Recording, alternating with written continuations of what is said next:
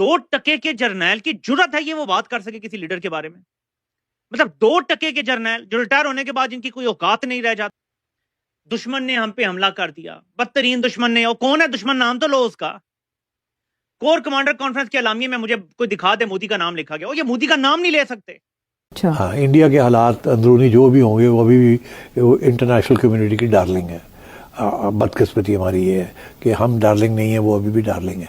अभी भी सारी फॉरेन इन्वेस्टमेंट जो है उनको बड़ी मिलती है। Fight between India and Pakistan, it was India versus Pakistan plus आपका जो चाइना से ड्रोन, चाइना के मिसाइल, आपका टर्की, ड्रोन टर्की से आए।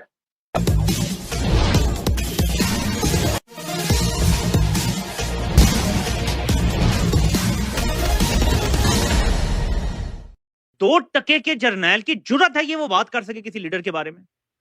मतलब 2% के जर्नैल जो रिटायर होने के बाद जिनकी कोई औकात नहीं रह जाती, जो अपने मुल्क में आजादाना घूम नहीं सकती, ये औकात है तुम्हारी, और तुम बातें कर रहे हो इतनी बड़ी बड़ी।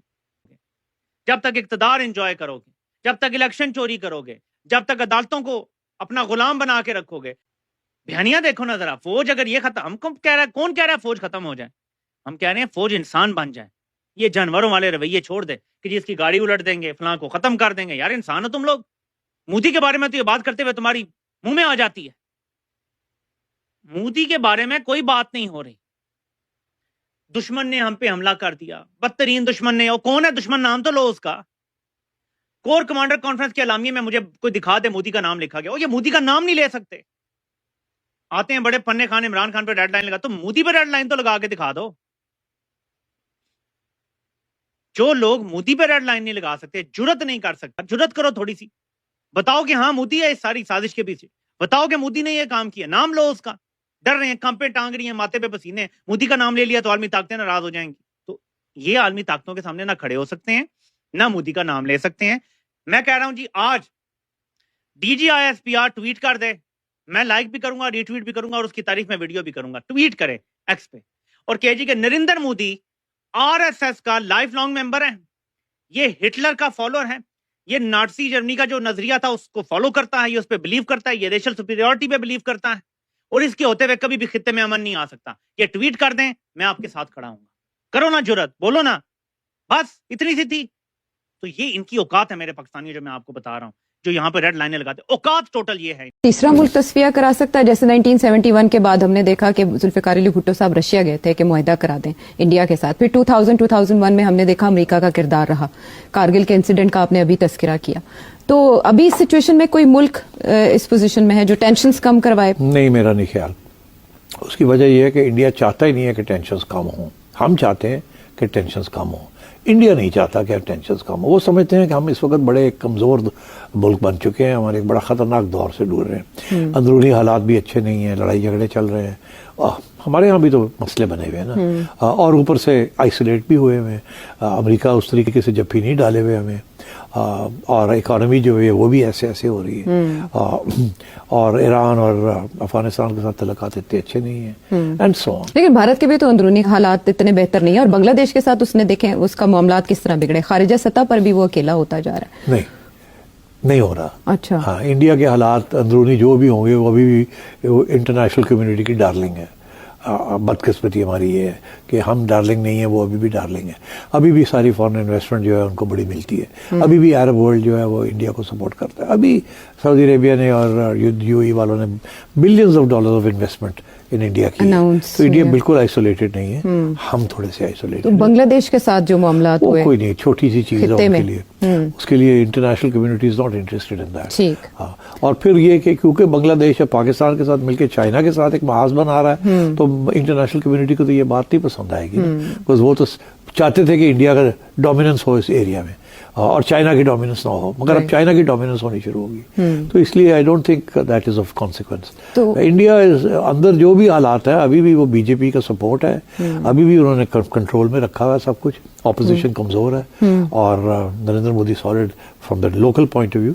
अभी कोई उसको खतरा नहीं किसी किस्म का। एंड इंडिया, दुनिया देख रही थी कि इंडिया क्या करेगा। इस बार इन्होंने हिमाकत की, जो रिलीजन पूछ के उन और उनकी वाइफ के सामने, बच्चों के सामने हमारे लोगों का रिलीजन पूछ के उनकी पेंटें उतरवा के इन्होंने अटैक किया। और ये अगर आपको याद होगा, आसिम मुनीर ने कुछ दिन पहले एक बयान दिया था, बड़ा वायरल हुआ था वो। हमने टेररिस्ट ने हमारे अटैक किया, हमने उनको हिट किया। अब पाकिस्तान सारी दुनिया के सामने एक्सपोज हो गया, क्योंकि हमारे पास तो टेरर कैंप नहीं है, किसको हिट करेगा।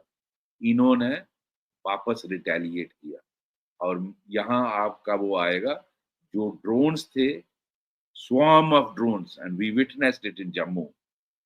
इस तरह का अटैक था और उसमें मिसाइल थी जो आपकी चाइना से आई। जो स्वार्म ऑफ ड्रोन्स था ये चाइना और आपके टर्की से आए थे, और ये सब इन्होंने मारे हमारे सिविलियन एरिया में और आर्मी इस्टेब्लिशमेंट। अब जैसे जम्मू में ये टारगेट करे थे एयरफील्ड, जम्मू ये डिफेंस एयरपोर्ट है, पठानकोट की डिफेंस एयरपोर्ट है, जो अमृतसर का गोल्डन टेम्पल को, यहाँ नॉर्दर्न कमांड को, यहाँ के कोर हेडक्वार्टर को। They are targeting all our defence installations and civilian areas. लेकिन हमारा एयर डिफेंस इतना बढ़िया था, S-400 और आकाश तीर जो मेड इन इंडिया है, उसने इनको बिल्कुल नाकाम कर दिया, सबको ध्वंस कर दिया। अल्टीमेटली हमारा एयर डिफेंस सिस्टम इतना बढ़िया पुख्ता निकला, वो बिल्कुल कुछ नहीं कर सका 700-800 ड्रोन और मिसाइलें मारने के बाद। वरना अगर ये हमारा एयर डिफेंस सिस्टम खराब नहीं होता तो आप लाशें उठा के थक जाते। सैकड़ों की हजारों की तादाद में यहाँ लाशें गिरती और कितने लोग मर जाते, कितने नुकसान हो जाते। फिर जब इसने ये पंगा लिया, फिर हमारी, चूंकि मोदी जी साहब ने पूरी फ्रीडम दी थी, तो हमारे जो आर्म्ड फोर्सेस हैं वो रिटेलिएट किए। फिर शायद 9 तारीख की बात थी जब वो अटैक किया। उसमें आपको पता है इनकी 13 वो थी एयरफील्ड्स थी जिनको उड़ाया, जिसमें से 11 को उड़ा दिया। उसमें कैराना हिल वाली स्टोरी आपको पता है। वहां अमेरिका को क्यों बीच में आना पड़ा, क्यों तकलीफ हुई? अल्टीमेटली इंडिया ने कहा हमें मत भूलिए, आप पाकिस्तान के, you have to back to India. आपकी तरफ से कॉल आनी चाहिए, पाकिस्तान की तरफ से कॉल आनी चाहिए। तो लेकिन अमेरिका को क्या चट्टी पड़ी? आपने देखा फिर उनका जहाज क्यों आया रैकी करने के लिए, वो जो एंटी रेडिएशन वाला, फिर वो बोरान वाले के जो इजिप्ट से आया, ये सारा क्यों? बिकॉज वहां उनका स्टॉक पाइल था और ये जो F-16 जितने उन्होंने दिए हैं वो वहां था। तो इसने वो जो बोगी थी ना, ये बस्ट कर दी, ये जो न्यूक्लियर ब्लैकमेल की बोगी, ये बस्ट कर दी। और ये इसका मतलब ये हुआ कि पाकिस्तान, अमेरिकन, ये सारा कंट्रोल अमेरिका के पास, पाकिस्तान को सिर्फ यूज किया जा रहा, वो अगेंस्ट चाइना। और हालांकि पाकिस्तान की चाइना से बहुत अच्छी बनती है, लेकिन अमेरिका का स्टॉक पाइल था वहां। और इंडिया, पाकिस्तान ब्लैकमेल कर रहा। वो ब्लैकमेल को, इसीलिए मोदी जी की स्पीच अगले दिन जब आपने सुनी, उन्होंने कहा ये न्यूक्लियर ब्लैकमेल नहीं चलेगा।